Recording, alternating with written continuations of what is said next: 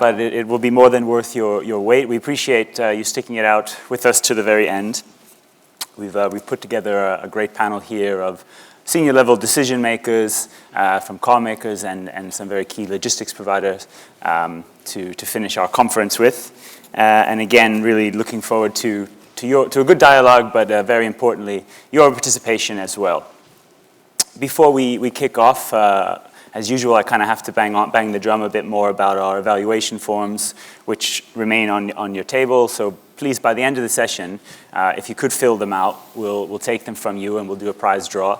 It's a bottle of champagne. If we pull your name out of the hat or the bucket or whatever we'll have. So please do take the time to fill that in. Maybe just a little bit of reflection on the last 2 or 3 days here. Obviously, we've gone through quite a range of topics and statistics and information. We started off the day yesterday hearing, a pretty positive outlook overall for Europe. The growth has been quite robust, and I think the PwC forecast called for, something in the range of another 1.5 million units of production between now and roughly the end of the decade or 2021, and for sales to continue across the European Union, that is, and for sales to go up by something like another 3 million. So it's not to say that the recovery isn't fragile, that it's not subject to risk and external shocks or internal shocks, but clearly we're on the kind of recovery path, and I think that was evident in some of the discussions that came out in some of the other sessions, perhaps particularly around capacity, issues around driver shortages, truck shortages, and some of those issues that have once again reared their head, but which hopefully with some collaboration and communication we can address, as well as trying to head off some of the risks. I mean, technology obviously has been a big focus for this conference, and obviously as it is for the industry. Again, we heard some positive input yesterday, I think when we started with the presentation from McKinsey, who forecasted that things like autonomous vehicles and connected cars will bring something like 30% additional revenue into the automotive sector via things like service-based purchasing in cars. So basically a whole realm of the industry that we've probably previously not really seen is kind of there. It might impact volumes to some extent, but the forecast there was basically for maybe a different kind of growth, but nevertheless still growth. So although there's disruptions out there, there's perhaps some business models which will be affected, which maybe won't survive. The opportunities are there, and that very much includes the logistics providers in the logistics chain. And that's some of the stuff we obviously tried to unpack a bit during the 2 days when we talked about what the Internet of Things, for example, might mean in your supply chain, whether it's using telematics or data analytics or drones in factories or whatever it might be. Obviously, there is a lot of interesting things developing and opportunities going on. So, and we also heard about sustainability, a very popular session where we talked about things that are happening there. But then again, we also had our survey, which showed, I think, something like 65% of the survey respondents said that emissions don't really play a role yet in sourcing in the supply chain, and 20% said not at all. So perhaps we're not quite there yet with sustainability, but it's definitely a topic and one that is not going away anytime soon. I want to obviously introduce you now to our panel, because we're very fortunate to have them with us at such a senior level and to spend some time here answering your questions. So we'll start here with Luc Nadal, who's the chairman of GEFCO.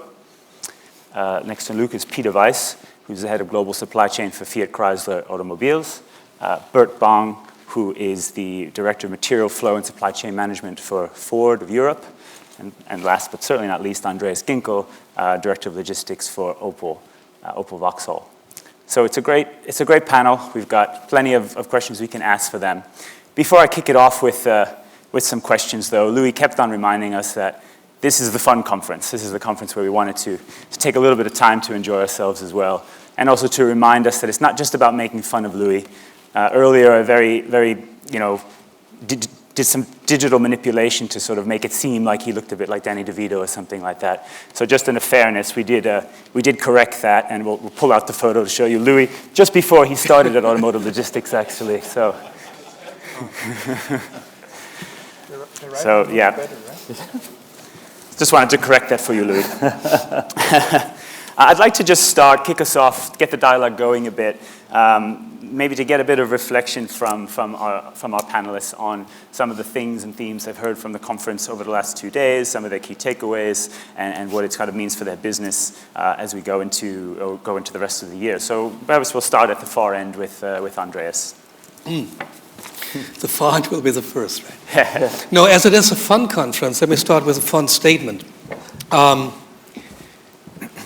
We do have e-call in every car in Europe, mandatory as of 2018. We will have autonomous driving in 2018. The gentleman from Ernst & Young was talking about a paradigm shift and an industrial revolution as of 2020. Well, looking in my calendar, I just realized it's 2016, and we were asking ourselves what Industrial 4.0 is. Now let's digest that for a second. What I'm learning is that bottom line, it is down to maybe two basic elements. So one element is, it is all about connection. And we should be defining very precisely what it is that we are talking about here. And I hope we get to that in a few minutes. But it is about connection, it is about data exchange, and it is about enabling this thing that exchanges all that data to act in an autonomous way. Now, if we digest that through, that provokes a vast amount of questions. One of the amount of questions, and a very wise man, my former boss, Mr. Dickinson, we had a discussion outside, and it is driving a lot of questions out there as to who owns that data. Is it the OEM who owns that data? Somebody else in between? Is it the dealer that owns the data? And why is that question relevant? Well, what if something fails? Who is liable? And if it is all about connecting the various players on some kind of data and about turning that data into information, then the question is, what are the platforms that we are utilizing going forward to kind of work with that data in a joint fashion? And if we are to synchronize platforms to have us working based off data that we are putting into these platforms to connect all players along this chain, what are the standards that we are using? Same question. Who drives those standards? And I think my takeaway basically from that conference so far is there was a huge amount of intelligence and interest and engagement in that room and in these various sessions and meetings. I find that extremely fascinating, and that gives me a lot of confidence that we are not seeing ourselves as victims, that we are seeing ourselves as a community that wants to get ahead of the curve and drive and design that future. Therefore, we got to be very precise in terms of asking the right questions so that we give the right answers to those. Yeah, okay. Good afternoon, everybody, and I appreciate that the room is still full and you managed to stay here. That's great. When I came, reflection on the conference so far, when I came, I had not too much ideas what I would talk about here in this session. But meanwhile, I made up my mind, zeitgeist and so on. And actually, when I saw that first on the agenda, zeitgeist, I thought also native German speaker. I thought, what the hell is he meaning there in terms of zeitgeist? Actually, I had to educate myself. I had obviously a feeling, is it flavor of the month or something like this? So, what is a zeitgeist? For me personally, for example, in the old days, and I participate in your conference for quite a few years now, in my old days, I had everything in my memory. A little bit later, I would have used a few bullet points on a piece of paper, but nowadays the zeitgeist is that I scribbled something down between yesterday morning and now in my little smartphone, so that I do it right. So, but that is to compensate age here. So is zeitgeist flavor of the month or predicting the future? I think it's more of the latter. The problem with the future, obviously, is that who knows? You cannot be visionary enough, I think, in these times. And we have heard that from Ernst & Young, from Pricewaterhouse, from McKinsey. The big schemes which came on all the time in the conferences, electric cars, battery electric. I have seen studies where up to 2020 electric powertrains cost-wise will be in the range of a conventional power, internal combustion engine, diesel or gas engine in terms of manufacturing cost. Today is much, much more, as we all know. So I mean, if that is true 2020, maybe it's 2022, whatever it will be, in terms of the battery is the most important thing.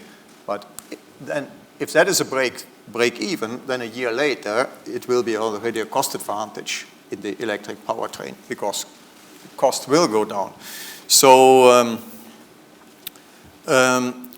Ford announced, that is not new, but Ford announced recently we will spend globally $4.5 billion in the next couple of years in electrified vehicle solutions. By 2020, we will have 13 more battery electric vehicles on the road, which you can buy. By the way, only few know, unfortunately, we build a full battery electric vehicle in Saarlouis in Germany, and the Ford Focus BEV. Unfortunately, customers don't get attracted too much by this because it's still significantly more expensive than the traditional powertrains. But by 2020, Ford will have about 40% of all Ford nameplates of all car lines, let's say, available as well as an electric powertrain. So that is just the trend. Not surprising, it somehow was already discussed in the prior things. Connectivity is the other one. Mobile services, somebody said already, Ford announced a few days ago, we have created in California, Palo Alto, a new company actually dealing with Ford Smart Mobility, which is supposed to deal with car sharing, with drive on demand, with smart parking, car swap, peer-to-peer business, all these sort of things where people don't necessarily own the car all the time, but they still want transportation. Another big one is big data. We have a global initiative on data analysis. We have all sort of data in the company, but we don't use it the way we probably could. Call it data mining. And just to give you a figure, a car produces today up to 25 gigabyte data per hour driving. Up to, it can be much less, 25 gigabyte. If you just imagine 1 million cars on the road, obviously just the Ford brand has significantly more, in the region of 50 million globally, but 1 million of these cars would create 25 terabyte, and that is about the size of data which Google search processes at the same time. And you all would think Google is really doing quite a lot of data, but that is 1 million cars produce the same sort of data. So that is a potential to do something with this data, right? And then the last zeitgeist or future thing which definitely will come is autonomous driving. We have most of the things already more or less available, lane keeping, adaptive cruise control where the car brakes and accelerates as you need it again and keeps the speed limits, emergency parking, brake and so on. But what I find strange now is in the logistics industry, only a few of these features, unless the truck manufacturer here in the room, one or two I think are there, prove me wrong, but in the truck business you rarely find these features. Actually, I looked up a few web pages from truck supplier. I mean, cars, you can, everybody has a car configurator. I try to do similar things with heavy truck, and you rarely find it. For example, a lane departure in the passenger car nowadays, it steers back, you know. In the trucks, I think, so far you can only have a sort of a beep or something like this, and then the driver has to do something. So I think the truck business is still behind all this in terms of employing the technology, although a truck is much more expensive than a passenger car. So in terms of relative cost of these cameras from these laser sensors, radar sensors, all what we have in our passenger cars nowadays, relative to a 150,000 euro truck or something like this, is small. And you wonder why that doesn't get employed in the logistics industry to help on safety and all sort of things. That is my zeitgeist idea. Thank you. I'm just trying to look this up here because we have our own little fleet of 200 trucks. I think the latest that I saw is the trucks that we are getting will have some of these features in there. Okay. But we have our own company, EWECO, so yeah. And not to make an advertisement, but if you want any trucks. EWECO was one of the homepages I looked up. Maybe it's not on the homepage, which is an issue in general, I would say, in terms of some of the information that's on the internet. Passenger car configurator for sure, as well on GM Opel or so. You can click all this on the truck. It's probably a little bit more hidden. I signed something for 16 trucks right now that we're buying. Okay. That have this feature on there. Oh, it's coming. The good news. It's coming. The good news is coming. As is the automatic transmission in trucks in the United States coming for trucks, which for a while was like the trick of the trade. They didn't want to have it. My workers over there, my drivers didn't want to have an automated transmission. But let's reflect. So as always, this is a good venue, I think, right? You all would agree? Good venue where you have supply chain professionals that can talk with each other and sharing some of the same problems, be it inbound or be it outbound, be it OEM or suppliers, and some of us changed from OEM to suppliers and vice versa. So we're all somewhat in the same boat. There are not many out there that would understand what we're talking about, or very little. So it's a good forum that allows us to do this, to share the things that are going on. As an industry in Europe, but in general, at least in the US as well, where my last years were spent, the challenges right now are from one side of the boat to go to the other side. At the one time, we had too much capacity, and now we're in the side of the boat where we have to try to get enough capacity of popular models that we have there, and trying to make sure as supply chain to balance the demand side with the supply side. That's what we're seeing right now. And it's also a good problem. It's still a problem that requires supply chain skills on how to schedule properly, how to make sure you're getting typically some of the hot commodities shared, because today many of the suppliers that are doing the same commodities for some of us in terms of navigation, in terms of certain things that we are sharing amongst the various OEMs or the suppliers that we share amongst the various OEMs. So it's a challenge that we have to deal with. When you look back, Louis, and we did the first conference in 2001? 2000 in Chicago, right? When we did this, it seems like the industry overall has not made much progress. I'm citing Louis Yiakoumi here. So, overall, we are still trying to release from our schedules to our suppliers. We're trying to build products, and we're trying to use the same conveyances going forward. And during this time, maybe 3 years before we started, a company like Amazon started in the back room of a garage, started out to take used books and wanted to sell them, and had no freaking clue on how to do fulfillment.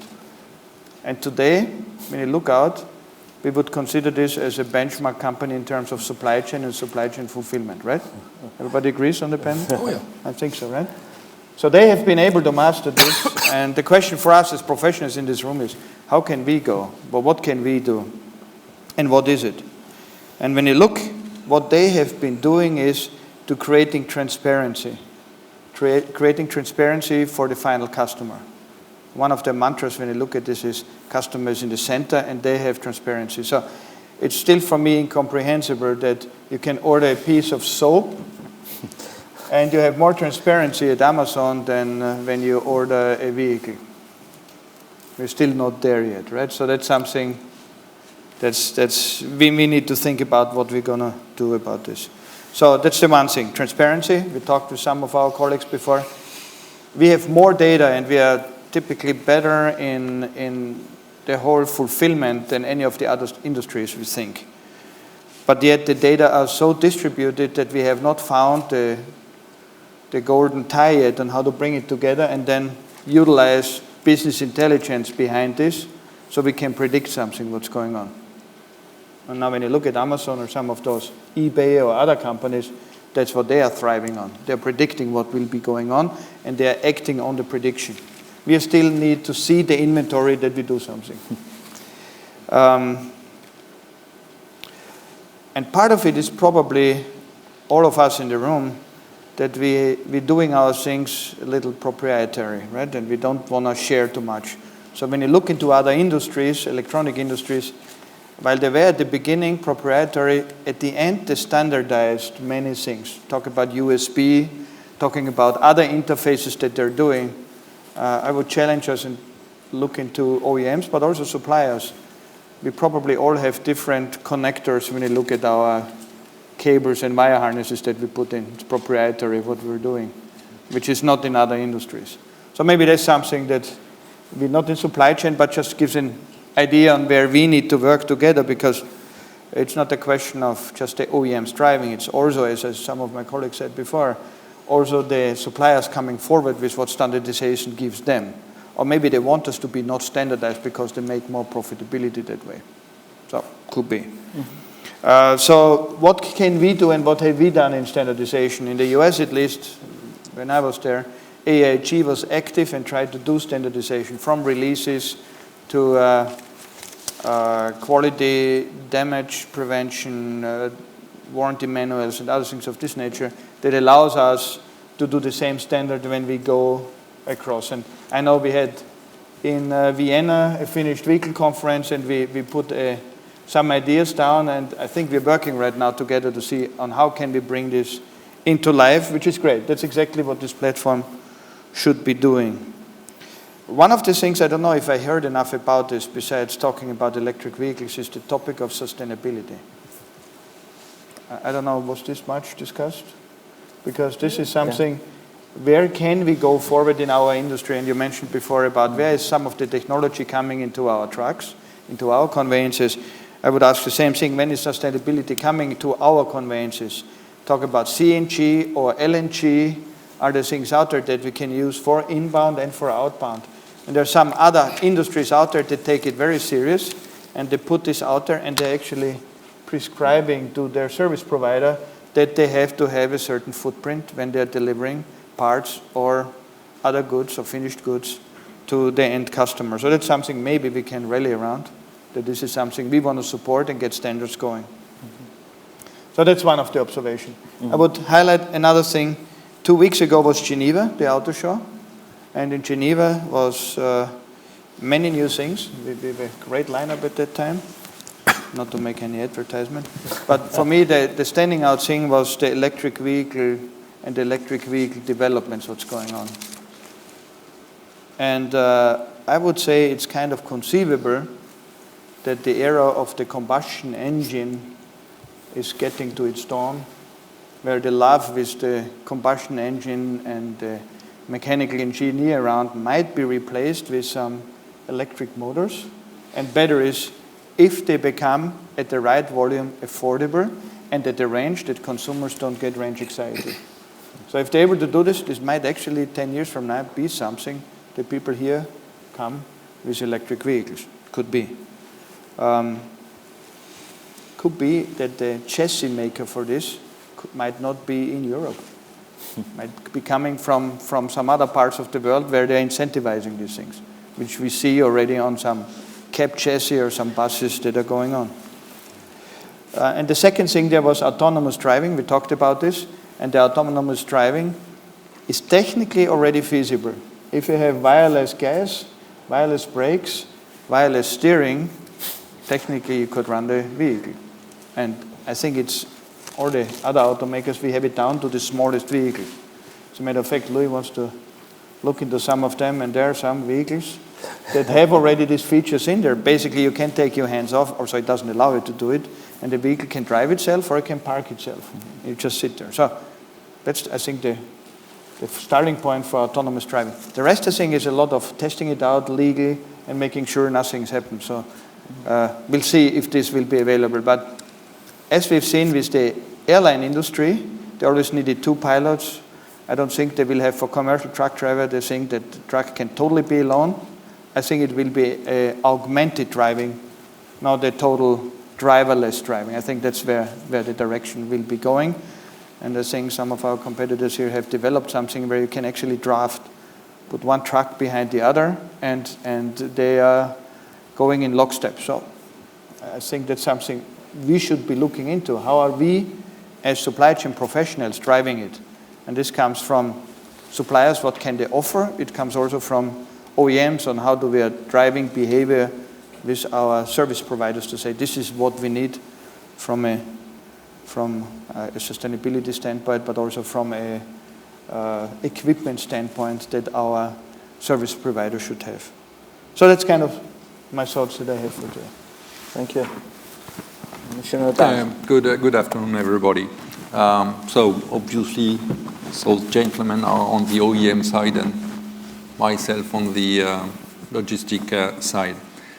When I look at what I've heard and when I look at that industry, which is quite new for me, I see many progress over time. As I say to one of you this morning, when I was 23, I bought a Fiat Uno for 60,000 francs at that time. That makes 9,000 euros in 1987.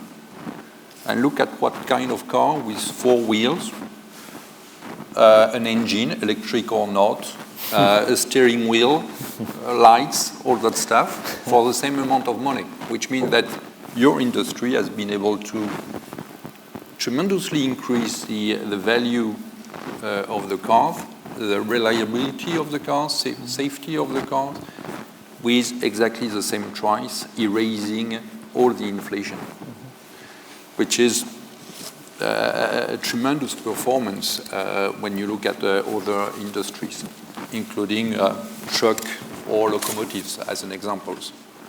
And I think that logistic operators have played a very important game to that.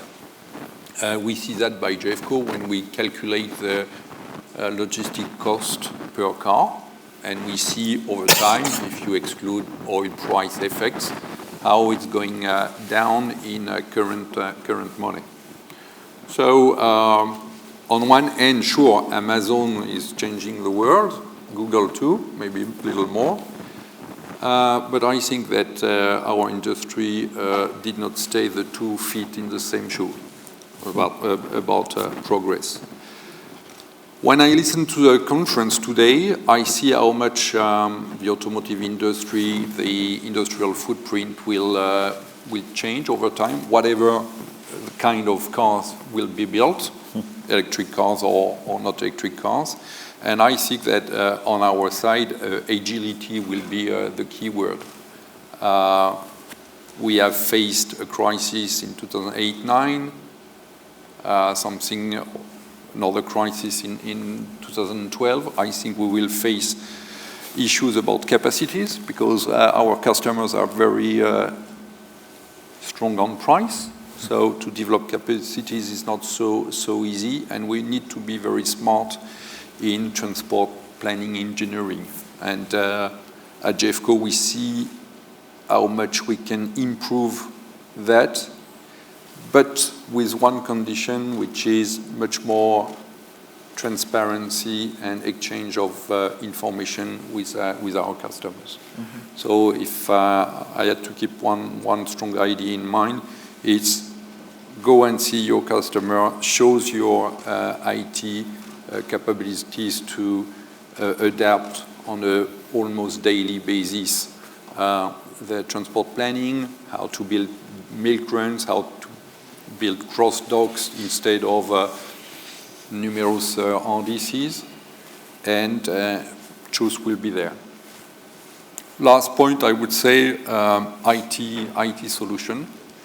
Logistic industry is quite a poor industry if you compare it against Google industry or luxury industry, but we still need to invest on IT new solutions without spending too much time on the legacy. Someone this morning said, a young, smart German guy said, Christian, I think, your companies are spending too much money to change their IT systems.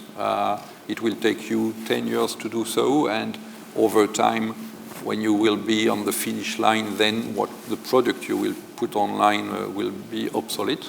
I fully agree on that.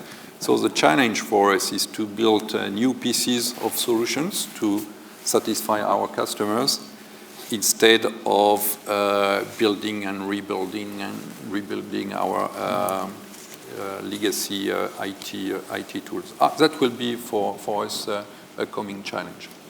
Okay. Thank you very much for those opening statements. Very detailed and I think very interesting.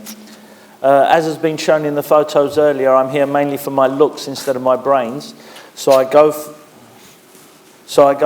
question is relatively simple. We've got a panel of leaders here. So, how did you lead? What is the best thing that you did in the last year? And this could be, both, firstly, very much professionally. What have you done within your organization, your group, your team in the last year? And because it's the fun conference, if you want to add what was the best thing you personally did in the last year, you're more than welcome. And we'll start with Andreas. Well, the best thing I did was coming here. Okay, we'll end the conference there. The second best thing. No, seriously now, what we talked about, there was a lot of discussion earlier on the volatility of production schedules and forecasting of OEMs and stuff.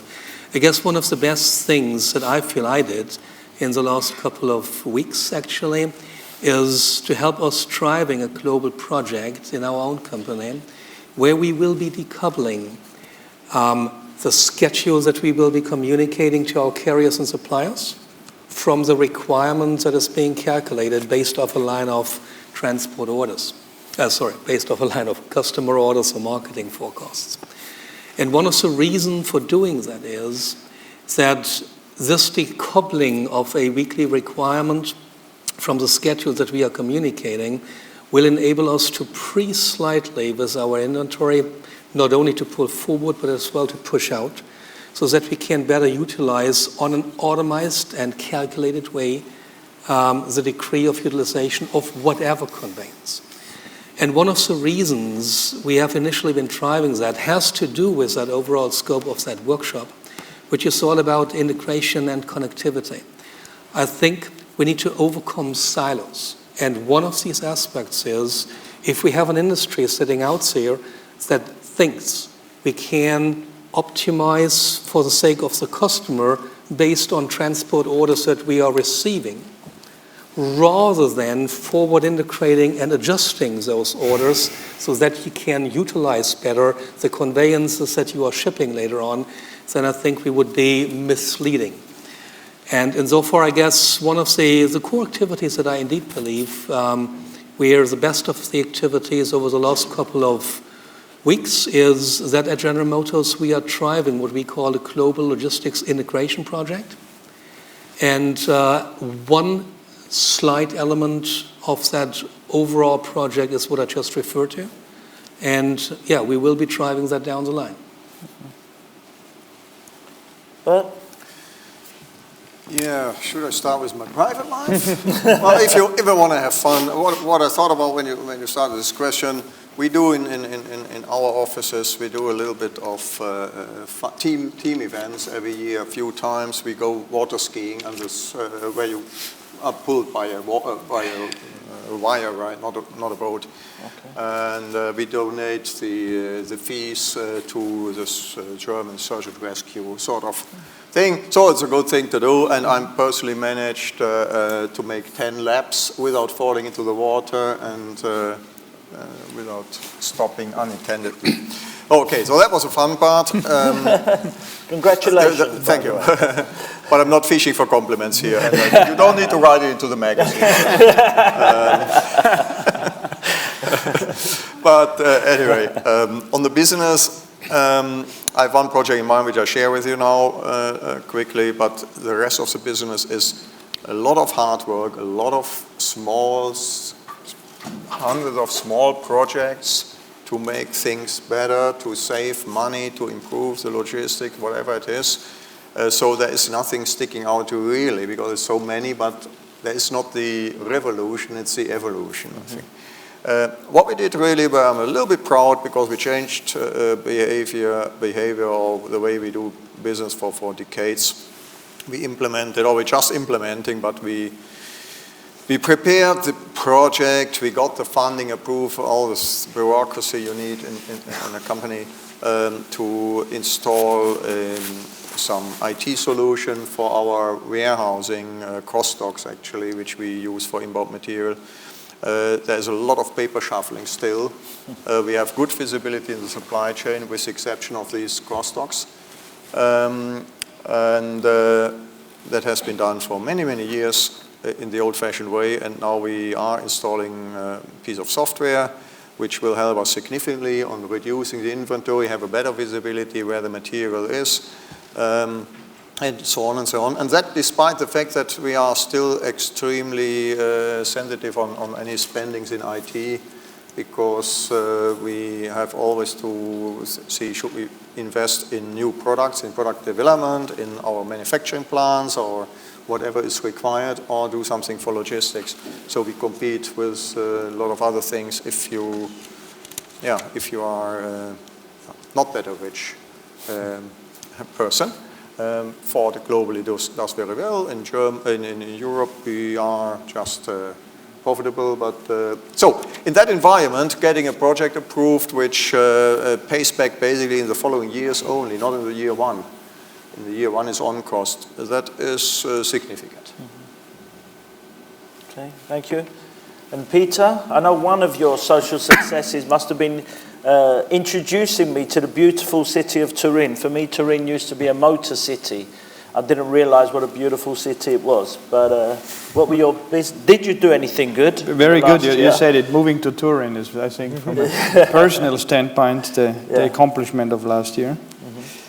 And yeah, you're right. It's a very beautiful city, and not so well known as other Italian cities, which is good. There are not too many tourists there, so you can really get the actual flair of a very nice southern town.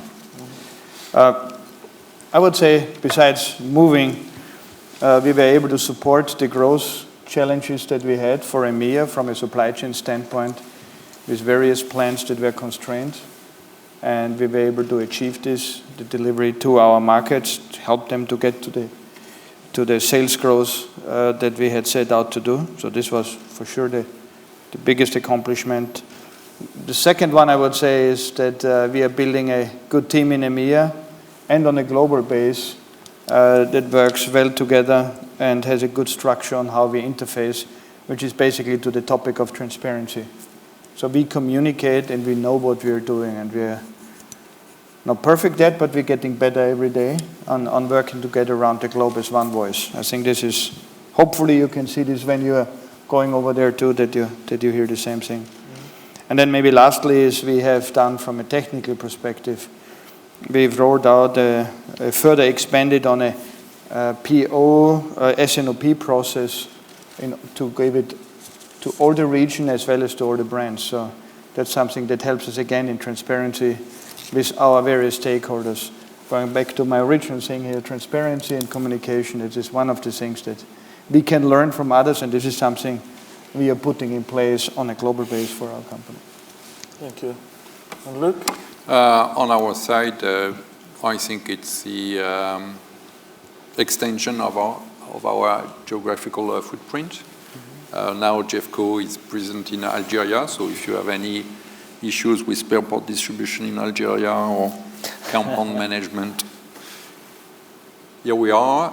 Even if I would have preferred to settle down in Algeria with $100 per barrel oil price, because I think that the country will suffer. So Algeria, but also US, Thailand, Taiwan, Australia, thanks to an acquisition. I think it's an important move for GEFCO to be able to follow our customers wherever they are. Second big progress we made has been about cost cutting. We call that our Atlas program, you know, the guy who has the world on his shoulder. It's obviously real painful, but we have been quite good at that in 2015, and we need to move forward because times are sometimes difficult, and we need to work on our cost. I would like also to mention some specific project, moving some automotive components or car from Europe to China by rail. We see that this is a reliable solution, especially for expensive cars, but we know how to do that for our customers. And also, I think we have strongly changed or strengthened our team. I'm very proud about the management team of GEFCO, and I think that the team is in place to develop the company. Okay, thank you. And cost cutting is important, but don't forget marketing is very important as well, so you should increase your budget on that side. Yeah, we could discuss that. I will see how many customers will come back to us after this venue, and make sure that everybody for the final session stays. And then I will improve the budget. They are already gold sponsor, aren't they? We're not going to go into such petty details here. Even global, I don't know.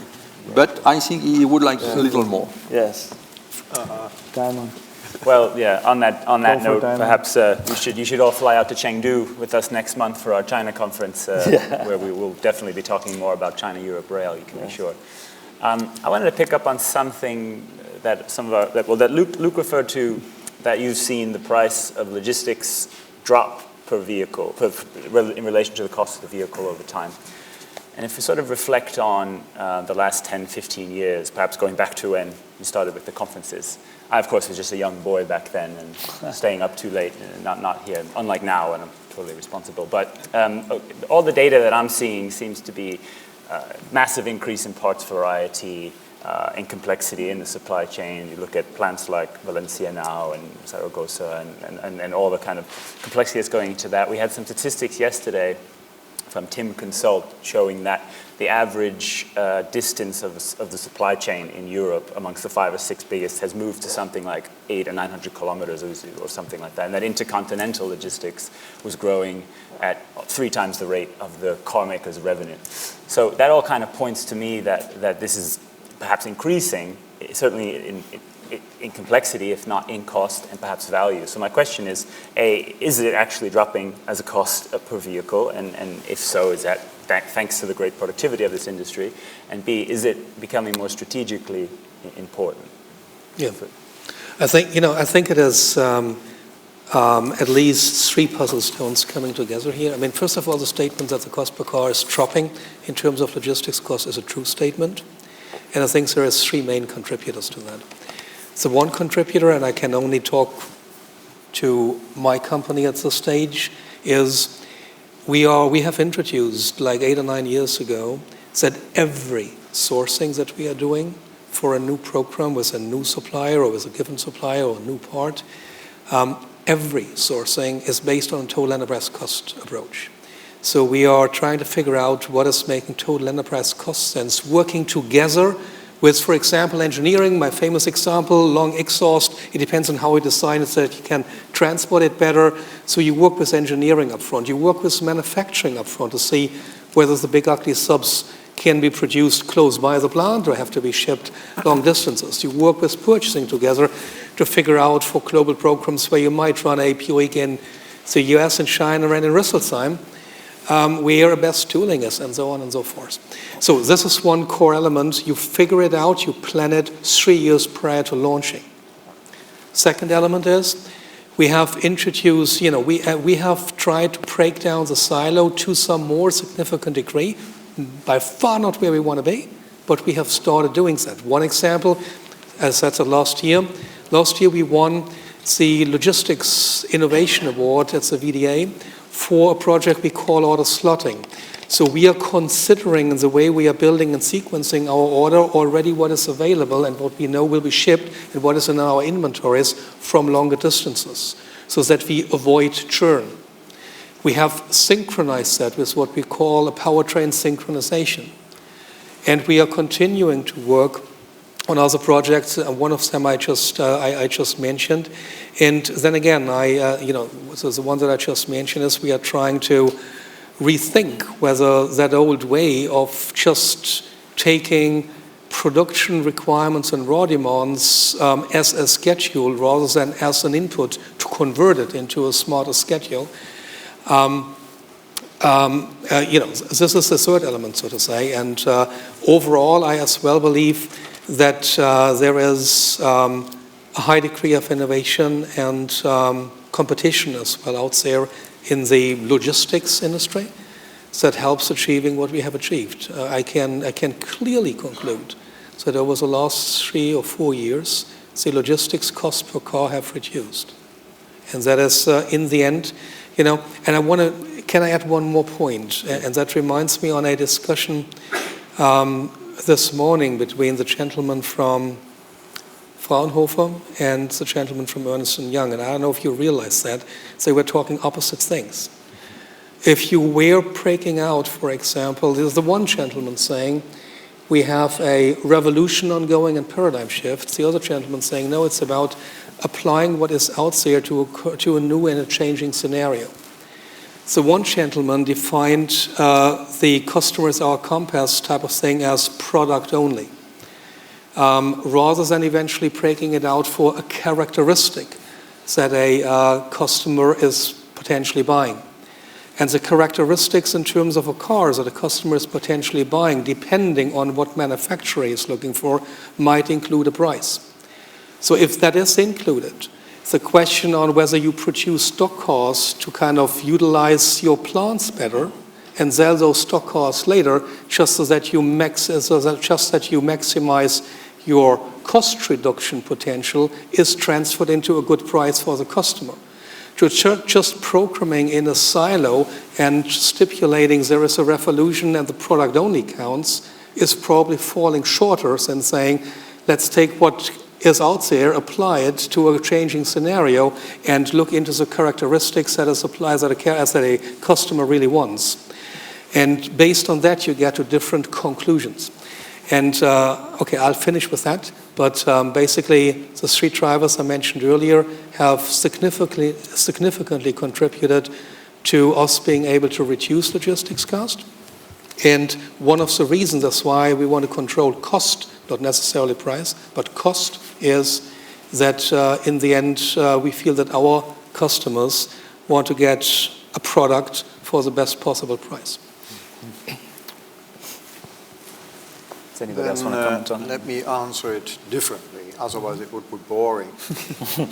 I could say, yeah, I fully agree and finish. No, the logistics as such, that is our job. That is what we do every year and what we did. Same process in outbound, by the way, which I did for many years. So every year we have hundreds of projects to fine-tune and optimize the logistics network in terms of cost, take cost out here, whatever it is. Hundreds of projects which we review at least on the management level every week, and so on and so on. That includes packaging optimization, so that you pack more parts into one rack or container or whatever it is, this sort of things, because we still, I believe, ship too much air. Probably the truck is reasonably full, you couldn't put one more pallet on it. But if you look at into the racks or containers or whatever, you find, well, from packaging point of view, that you probably could have a better density. So that is all the hundreds of projects which we do, which ultimately lead to reduced logistic cost. Partly offset, and that is why I answer differently, partly offset by long-distance sourcing of finished vehicles and of components. The trend is globalization. We get much more parts from Far East and as well from North America. We have quite a few products which we build in Europe and the same product in the US. And just from investment perspective and synergy of scale, often we have suppliers which build one component in one continent only, and then we cross-ship from Europe there and other way around. So basically the mileage goes up. The other thing is the mileage for the finished vehicles. because we import more and more as well from overseas. We started with the EcoSport a few years ago from India. Hopefully that drives immediately significantly the average mileage up, let's say. The Cologne Fiesta is not impacted by it, but if you take the total, obviously average vehicle which we sell in Europe, the cost goes up through that. We import the Mustang. We will import the Edge from Canada in the very near future, later in this year, and so on and so on. We ship the Transit Connect from Valencia to North America because they don't build that sort of vehicle. So it's much more in Ford, much more interchange or intercompany trading, let's say, between the various regions. And again, that offsets partly all the effort in the real logistics, or cost per mile and so on. What do? We measure the cubic meter in terms of material logistics. We measure the cubic meter which we have to ship into a plant to build a car later, and we compare the various car lines. Then we calculate the average mile these cubic meters have to travel. That gives you an idea of the sourcing footprint. Then we discuss that typically the top 300 parts or something like this with purchasing to see, can we do something better? That is all in progress. So that is the metrics. And the ultimate metric, Louis, we had the discussion when you visited us in Cologne. Yeah. I'm responsible as well for customs organization in Ford. Other companies sometimes have it in the finance team or wherever, in the legal team. For us, it's in logistics. And bottom line, that's a very high level but good metrics. Our duty costs go up over a 5-year period, which started probably 2 years or something ago. Over a 5-year period, our duties will go up 5 times. Import duties, customs duties. And that tells you we import much more material, we import much more vehicles.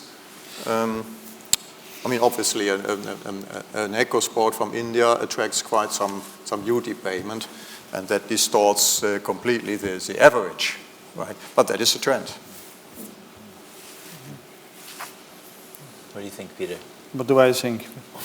Our price is dropping, that was the question, right? Well, so, I mean, what makes the prices? So it's the cost of the service, or the price of the service. It's fuel. I think we have not talked much that we benefit in our industry from fuel, and hopefully we have segregated this. It's the miles that we are traveling, and we can talk about how the trend is going there. And then it's the density that we have.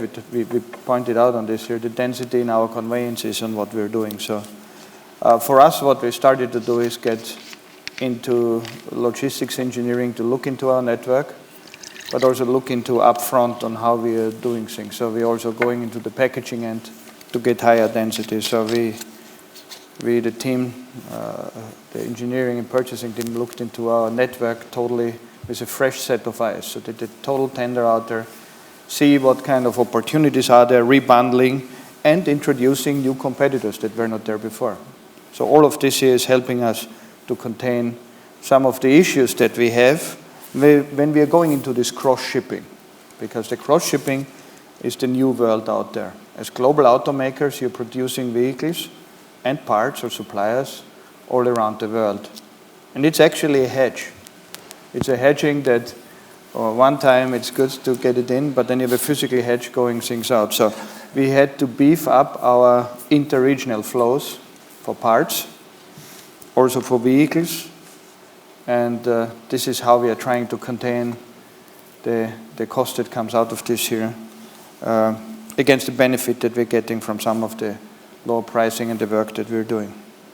Another thing that we have pushed on is with our plants that are very well known to be very creative and flexible, to put flexibility measures into their KPIs, to making sure that we have some kind of period that allows us to get our supply chains that are now longer in line.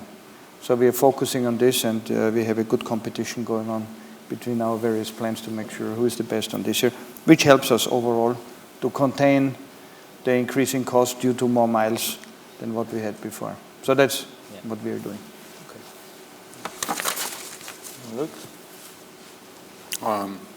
As I say, to to reduce the cost. It's about avoiding to move empty containers to fill the trucks, and also to design and redesign again milk runs, because obviously when you compare the different solutions, the more you do full truckloads or LTL, the better it is for our customers.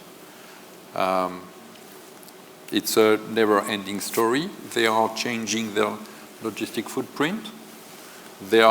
Some of them are asking us to do some simulation about are we choosing the right footprint according to logistic costs. That's obviously what we are doing since years and years for PSA. I could take the example of Kenitra future plant in Morocco. We are spending a lot of time on that to find the right balance in the supplier footprint with regard logistic costs. And I think that on the outbound side, there is still a lot to be done to reduce the inventory. Mm-hmm. I think that if we want to reduce the overall logistic cost, and if we accept the idea that cost of inventory is part of the logistic cost, then there is still a lot of progress to be made. And I think that OEM should probably interrogate a little more the NSCs, their national sales companies, with regard to logistic costs, because a lot of improvements could come from the discussion between NSCs, which sometimes do what they want, and the central team who want to improve the efficiency of the overall company. Mm-hmm. And I think this comment actually is great. It is not just the OEM should leave it to the logistics partner to kind of optimize, respectively blame the partner if the cost is going up. It is as well our duty. And Michael Gorney, my colleague from who runs, from our perspective, what we consider vehicle outbound planning, vehicle outbound control, has demonstrated today an interesting piece, and I hope that this was getting relatively clear. One is, let's assume on the inbound side, with that order slotting, for example, you are optimizing the stability of your sequence that you are building, and you are then, based off that sequence stability, introducing a program to really have reflected what you are shipping on the outbound side, so that you maximize, or at least in significant decrease, generate a capability that you can, prior to 8 cars being produced for a certain market, communicate to your service provider, your logistics service provider, that the cars will be ready for pickup as a truck shipment in a day from now. So that you avoid having to send that communication once these 8 cars are produced and then wait 48 hours, right? So it is not only an activity that is down to our logistics partners to optimize cost, it is as well an internal ownership that we are trying to take, at least, where we think that if the communication receiving capability, and that's again our platform topic, is out there, then we can definitely jointly reduce cost, right? And that, I leave it at that. Okay. And a question from my side. You can tell the difference between Chris's and my questions about analyzing logistics costs and things like that. My question is, what is your favorite color? No. Now, my question is really looking ahead in 5 years' time, when Peter is the new Sergio is president of Fiat Chrysler, Bert will be the new Mark Fields, Andreas will be the new Mary Barra. And of course, Luke will be the president of France. That's the only way up, I guess. So, but in your current role, what will be the most important aspect of your current role for your successor in, say, 5 years' time? Will he be an IT specialist? Will he be someone who analyzes data? Will he be a logistician? What do you think your current role, or someone in your current role in 5 years' time, what will be the most important aspect of their job? think it will be an orchestrator that breaks down the silos between manufacturing, sales, purchasing, supply chain, and logistics, and drives that integration. And it will be somebody who has the communication skills to be able to moderate so that others understand the requirements of the end customers and will have the capability to listen what the industry is able to provide to supplement that. Yeah, in Ford we often say logistics is not rocket science. But that unfortunately leads as well to some of our leaders who believe they know exactly how logistics are supposed to work, because everybody who is driving on the road, which we all do, sees all the trucks, and from that you extrapolate and you believe you know how the business works. But it's not that difficult for a manufacturer, because the real experts are sitting here in the room as our excellent service providers. They are supposed to do all the special technology things or invent new software solutions. So I think the person needs to be have high analytical skills, because you have to analyze what's going on wrong, or where there are the opportunities still. And it's amazing, as I said, we every year we do as well, every year sort of an off-site brainstorming with our teams, where we lock ourselves away and say, well, what can we do else? Last year we thought we have exhausted ourselves with ideas in terms of being more efficient, but there must be more, and guess what, we find always something. Analytical and a leader in terms of people. That is very important, because you need enthusiastic people who take the challenge of improving that business. I think that is the most important thing.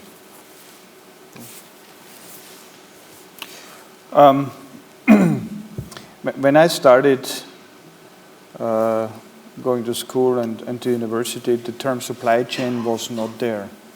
If you look today, supply chain degrees are common around the world, and they are training and getting people and professionals ready for the challenges that they have. So for me, it should be a supply chain management educated and trained expert who is, at the one hand, a process thinker that understands cause and effect, because that's what we're living with, that understands the industrial side, which many of us came out, but also the commercial end, and has somehow stepped into the shoes to understand what this means, understands the S&OP process and how all these things link together to be optimized, and is able to convince to be on the board level of the company for any move the company makes, being asked what can supply chain support. Or in the words of a Marine general that not too late ago said that amateurs talk tactics, but professionals learn logistics. And that's in the armies. That's where we originally all come from. Our skill set is something that they realize armies only move as fast as the logistics allows them to do this. And I think that's what we need to get into the heads of our boardrooms to get going. I think that for the next 5 years, it will be a lot about customer-centric behavior coupled with engineering skills. The question is not to answer the first question or request of the customer, but it is to understand it and to improve it. Because in our industry, it's not a question of price, it's a question of optimization. We see that with our former shareholder PSA. What we can give through price is very low, even if you reduce your price, compared to what you can get if you optimize the schemes. And I think difference is between 1 to 10. So it's customer-centric behavior and engineering skills. And for the chairman of a logistic company, I think that it's about how to grow your people and how to reward those people. And it will be a lot about data management and IT solutions. I think that if you ask me what will be your main fear, the main topic you will have to face in the next 5 years, it will be about how to move forward with brilliant IT solutions without launching projects, 2-3 years project. And when your international footprint is growing, you have a real issue about rolling out solutions. It's not a question of having the solution, it's a question about implementing that solution everywhere and making sure that your people are using the features you have defined. By GEFCO, we have brilliant solutions, and when I go on the field and when I see what is the percentage of that which is used on a daily basis to identify backloads, to map all the GEFCO flows through Europe, I see that some of my guys are doing that very properly because they are very IT orientated, and other one tends to repeat the feature, the program that used to exist 1-2 weeks ago, 3 months ago. So that's our key point as a logistic provider. Maybe another question from my side, because we have Luc and Andreas here, and I think we're some 3 years into the 4PL project, and I thought it would be interesting to have a little reflection, perhaps a bit about, well, how it's gone, but also maybe where, if it's changed in any way from what your original vision and scope for it might have been, if you've refined the strategy, besides perhaps changes in Russia, which obviously are perhaps kind of separate with GM's change the situation there, but specifically to the concept, what it's meant from the Opel side, and then also from the GEFCO side. I think this is the core question of Industry 4.0, right? That was supposed to be a joke. No, clear. I mean, again, I think there is a number of puzzle stones that ought to come together. And these puzzle stones, of course, include that we are trusting and believing in a partner who is in a position to optimize and engineer networks beyond the GM book of business, and to therefore be in a position to generate a win-win. I think this is a driving thought, this is a puzzle stone.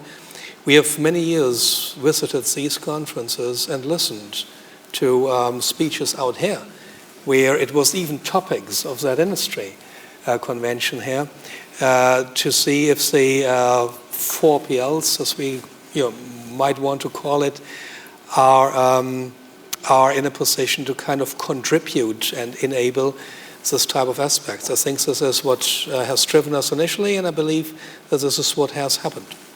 Okay. Yeah. And other than that, I believe, like in every, I almost said now that I'm Mary Barra and you are the president of France, I almost said like in every marriage, but that was going too far.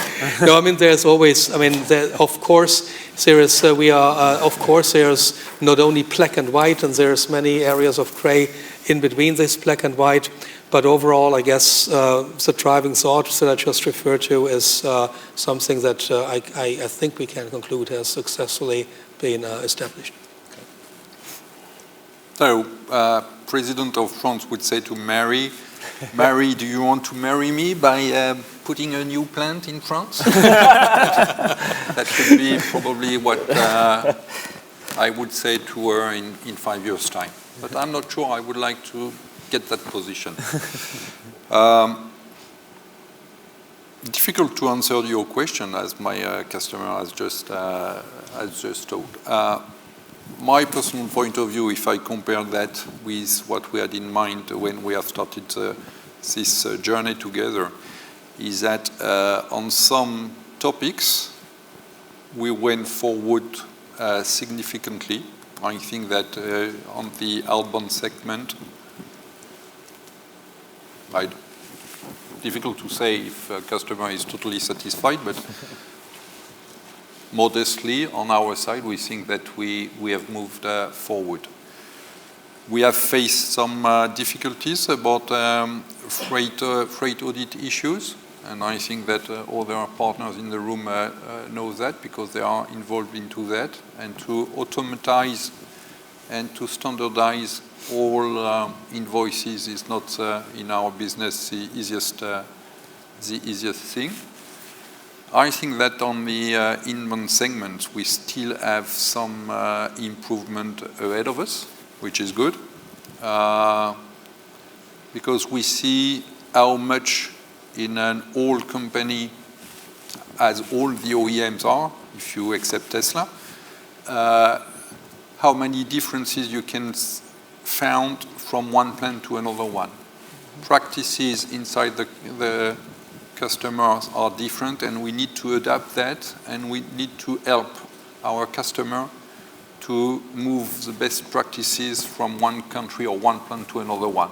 And that's a very interesting things we can bring, and we are trying very hard to bring to our customer. And maybe on the subject of marriages and divorce, but let's keep it purely business. Peter, you've obviously been through Daimler, Chrysler, and now we have FCA. I wondered if maybe reflecting a little bit on going through two integrations, from a supply chain point of view, what are some things you've maybe done this time differently, similarly, or better, or whatever you might say, some lessons that have carried in this time around with FCA? Well, first that comes to mind is that we had a different production network that we left intact during the Daimler Chrysler days. So we did not produce in the same facility, if you take exception of what we did at Magna Steyr. But for other than this year, we kept the networks separated, and with this year we tried to share best practices. Today we are cross-loading platforms all across the world into the different plants. So you have rebadged vehicles that are being produced in Mexico and being sold in Europe and in China, and you have Jeeps being built in Italy that are being sold in the US. So something that's completely different than what we had before. So it's a by far bigger integration. From a process standpoint, we have formalized a global supply chain organization that works together with clear focus on the regional needs, but with the transparency for the global requirements that we have to ensure we are all at the same playing level. So that's what we have been doing in a very, very quick time frame, including, as I mentioned before, global S&OP processes on the brand level to ensure that people are informed and have the same data, coming back to data at the same point. Other than this, I think you can see we will even further integrate as we have new global platforms being rolled out and parts are being cross-shipped, which didn't happen at that level in the Daimler Chrysler days. Thanks. Maybe if there's any questions from the audience, we've just ignored you, so sorry about that. Right in the middle there.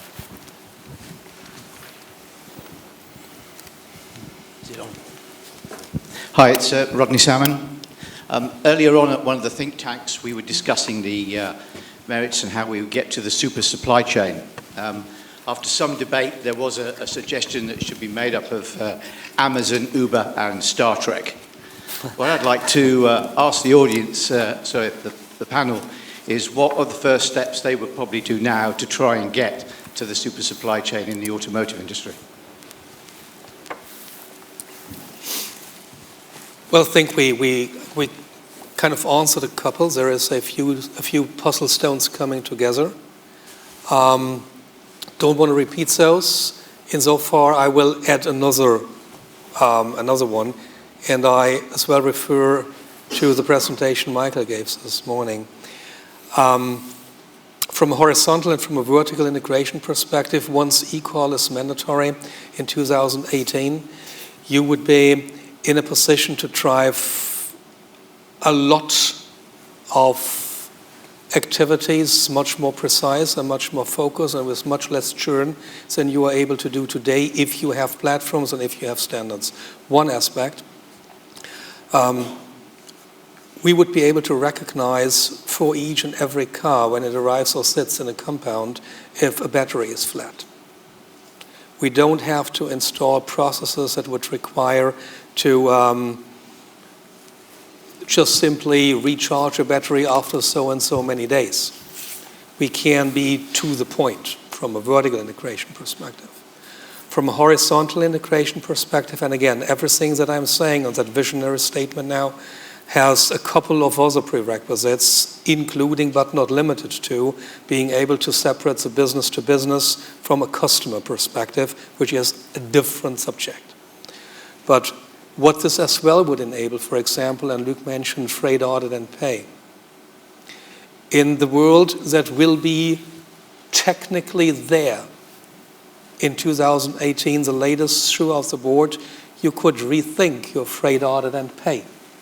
You could establish a world and a way to read the data once a car has moved, once it has left the production facility, what was the example in Korea or China you just said, and then once it is at the port, once it is sitting in there, once it is shipped on a vessel, once it is arriving, once it is railed, once it is sitting on a compound before it's called off to a dealer. You could literally establish that proof of service and establish a self-billing. You do not even need necessarily to wait until you match pay an invoice that is artificially being, that is in a complicated manner being produced. And this holds other potentials. What I'm just saying, and this is why I mentioned earlier, this is why standards are becoming so important. This has the potential, once it would be a standard across the OEMs and across the suppliers, that you do not need to generate a separate invoice for BMW, for Fiat Chrysler, for Ford, or for Opel, or for whomever else. Once a standard were established based off that technical capability that will be sitting out there soon. Just as one example. Let me build on this. Yesterday we had the session, Manage the Complexity, whatever the title was. And only one question later, after the discussion, after the presentations, a little bit focus on that aspect. We talked about the complexity of building a car, all the 1,000 parts, whether it's 5,000 or 7,000, whatever, build combinations. We have millions of those. That complexity, but we rarely talked about the complexity which we as OEMs do with our service providers, as you just mentioned. You know, everybody has different formats, how we want to receive certain data, how we do our payment processes, self-billing or not, sort of things. All sort of specific standards which we introduce, and that is a level of complexity which has for sure a high potential to make the life easier for our service providers. So that's one thing. And just what came into my mind is, because you talked about flat batteries, yeah. I mean, more than 10 years we started thinking about telematics with our research department. And those days we said, well, somewhere in the near future, more than 10 years ago, all the cars will have a navigation system with GPS, so they know where they are. All the cars, or most of the cars, will have GSM, sort of mobile phone connectivity, we call it nowadays. We don't need anything special. The cars know where they are, and they can transmit any sort of messages, and that can be used, obviously, in the supply chain or in the vehicle logistics, at least. We don't know anything, and then you have all the opportunities, as you just mentioned. Now, with a big push on connectivity, I think that we are not far from that. Those days it was more vision, because navigation and everything was still expensive. Nowadays we all have it on our mobile phones. It's cheap. Just the other thing, because you mentioned flat batteries, I could imagine, I mean, some of our mobile phones have already inductive charging facility, you know, a little coil in. So my phone I put just down on the station without any connector and so on. I could think about my garage where I park, and there is a little coil beneath the car, and that charges the battery. And for the battery electric vehicle, that is one way of doing it, but the volume of power you need to transmit is a little bit difficult there, just from the capacity of the transmission point of view. But for the normal battery, why not? I'm not sure if somebody's thought about it. I will take that up in our house. I think they do. And can I add one more thing? Because it's a brilliant question. We talked about AGV and stuff and all of that and connectivity, and people were asking what's connectivity about, right? Take a manufacturer's, take a production line. And at every station of that production line, you're consuming parts as you are building them to construct your vehicle, right? Now, what if that is if let's say if a particular station holds 10 parts, and let's say after 5 parts, that station is communicating to your AGV, now I need another 10 parts because in 5 minutes from now I will have used up the other 5. So it's automatically communicating to your AGV. Your AGV is automatically driving to another station, picking up those parts. And it's driving then to this line, right? At the station where it's picking up part, it can communicate again back to your warehouse. From your warehouse, it can communicate back to whatever network you are triggering here, right? So this is what this connectivity piece is all about. And this is why we were earlier saying there are so many puzzle stones that they just are about to come together. And we need to all manage together on how we work that and enable that they are coming together. Rather than just looking at individual pieces of these puzzle stones alone, right? And this is what connectivity and Industry 4.0, from my perspective, is about. At least that is one element, right? And the other element here, I believe, is when we said earlier, one of the reasons, and I'm assuming, I'm trying to translate here, I can at least tell it from my perspective, all of us responded to the question, what will be in 5 years? Not with, we need to all be brilliant mathematicians, right? Because it will be the algorithms that are driving these big things. We will have programmed those, but we will need to communicate amongst ourselves so that we understand what's going on and are in control. But these algorithms do not only apply to autonomous driving in a manufacturing AGV or to autonomous driving in a car that is out there or in a truck, right? This will be algorithms doing it for us if we manage it correctly. And this, I think, is Industry 4.0. And this, I think, is where everybody of us has huge opportunities to construct this future. And let me add to that, because you brought me to another idea. If you ask me what I would wish in 5 years' time in terms of Internet of Things, we have a couple of million things, which are the containers, racks, bins, whatever you call it, standard or special racks. Starting from engine racks, which are very special and reasonably expensive, between $500 and $1,000 per rack, just to put probably 6 engines or something in, and the foldable plastic box and these sort of things. So millions of those, and accordingly huge assets, and they flow around between our plants, partly globally, to our suppliers. And what I would wish is everything knows where it is, and push a button and it tells me 100,000 of those are there and there and there, with the supplier in that plant, so we know where they are. Today we struggle a little bit with it.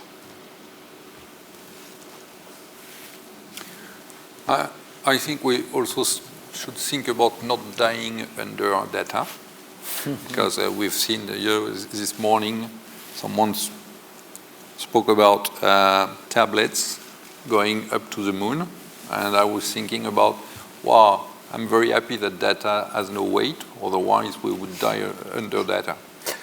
And when I see also the kind of data I can report to my customers, sometimes I think, why don't they ask what's not going right instead of so many reports? If you think about spare part distribution, and I can name my customer for that because he knows that and he agrees. So PSA, we are doing the distribution of spare parts. and quality or reliability, it's 99.95. And we are moving so many data between us and them, it's incredible. And we say, okay, let's talk about the 0.05 of problems. Let's talk about the fact that the dealer in Nice was really not happy because he didn't receive his spare parts by 8 in the morning, which is obviously a question for him because SOP says, or SLA says, 8 in the morning. So I think we also have a huge improvement to do, but that means transparent and trustful relation to improve the flow of data between suppliers and customers. Because today we are pushing information about things that has been planned. It happens. So I will be 54 the 1st of May. No need to report that I'm born the 1st of May. And next year I will be 55.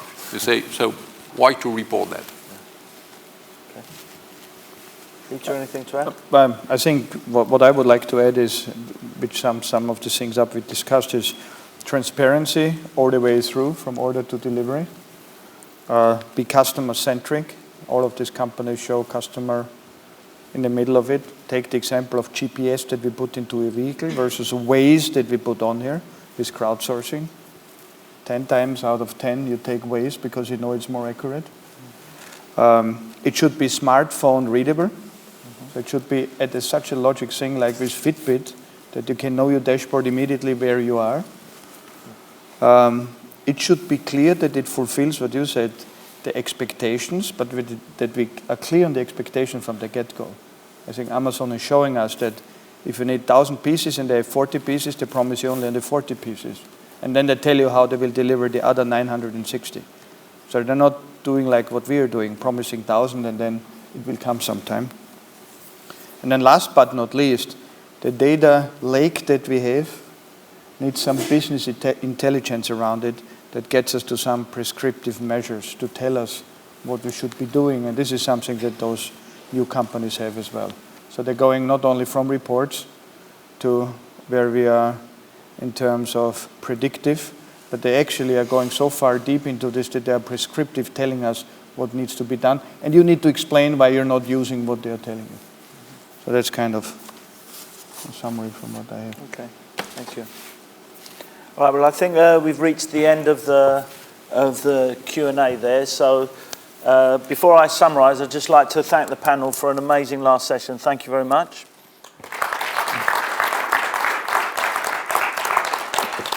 Before I start the summary at the end, my conclusion, I'll just remind you about the evaluation forms. So please complete the evaluation forms. If you've completed them, maybe wave them in the air or jump or stand on the table. Stand on the table and wave them in the air. And we'll collect them. There will be a prize draw, or there will be a draw and there will be a prize at the end of it. We've actually got a CD of my greatest jokes from the last 14 years. But don't let that stop. You can opt out of that, so don't let that stop you handing your evaluation form in. I hope you've had a great couple of days, and I hope you enjoyed the great presentations and the sharing of knowledge by the speakers and the panel members.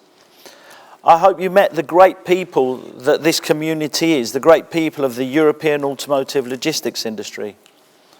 I hope we've kind of had a chance to celebrate, and if we haven't, we should celebrate the growth of the industry, the growth, the global nature of the automotive industry, the complexity of the logistics industry, and the importance of our industry. The automotive industry really matters. It matters for employment, it matters for regional development, it matters to global economies, and it matters for mobility, which is quite an important thing. And logistics and supply chain is what makes it all possible. I'd like to thank all the sponsors, our gold sponsors, DHL, DSV, Evolution, Priority Freight, and XPO Logistics. I'd like to thank our global sponsors who sponsor our conferences around the world, Beijing Changzhou CDC from China, CHEP, CTM Law, GEFCO, Wallenius Wilhelmsen Logistics, and our silver sponsors, Agility, BLG Logistics, CNW, Evals Cargo Care, FedEx, Geodis, Inform, and Seaports Niedersachsen. So I don't know how we're getting on with the evaluation forms. And what I wanted to do really, for the first time at one of our conferences, it's almost one of our rules that we don't do this in a way. But I really wanted to talk about the automotive logistics team. But before I do that, I'll just do the prize draw. They wanted someone really beautiful, so I'm doing it myself. Oh my goodness. There's a name on it. No. Actually, no, I don't. What does it say? Arsenal are the best team in Europe. Bayern Munich are very lucky. Signed by Stefan Brunner from DHL.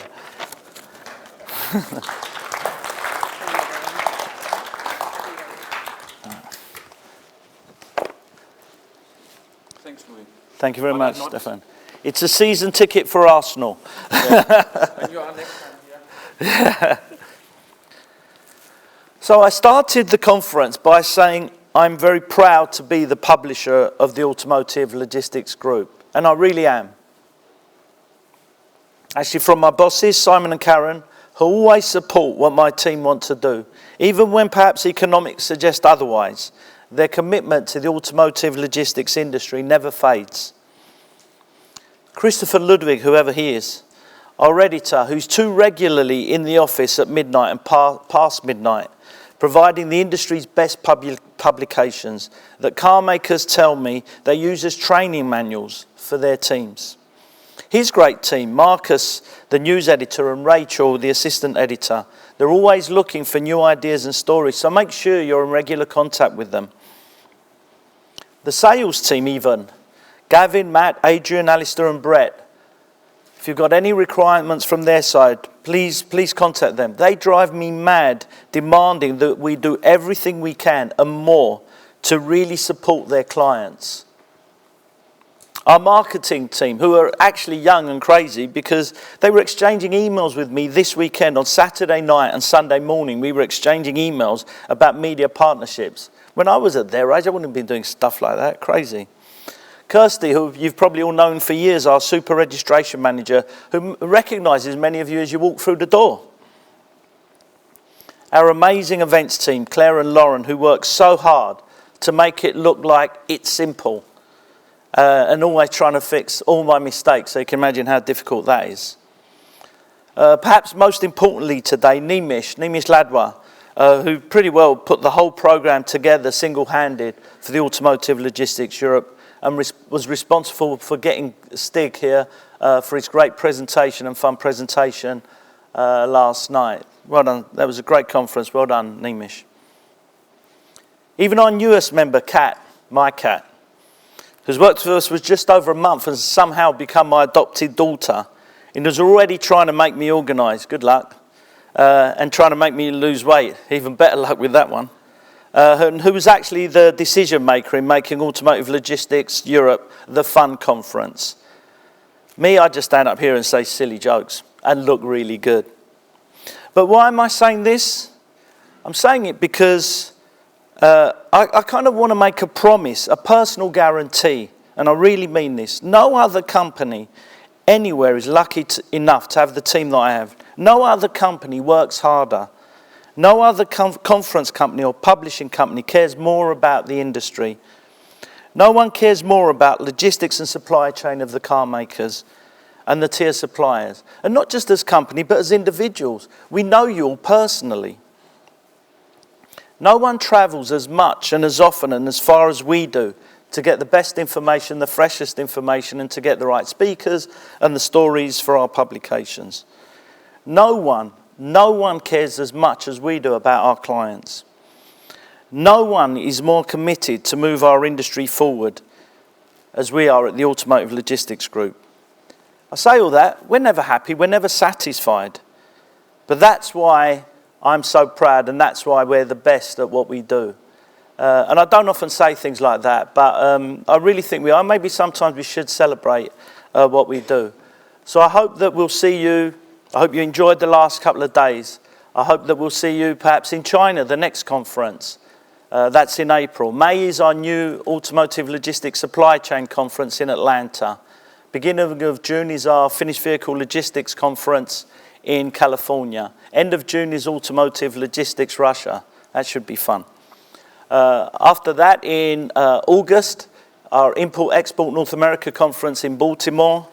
September is our Automotive Logistics Global Conference in Detroit. October is our first Automotive Logistics UK Conference.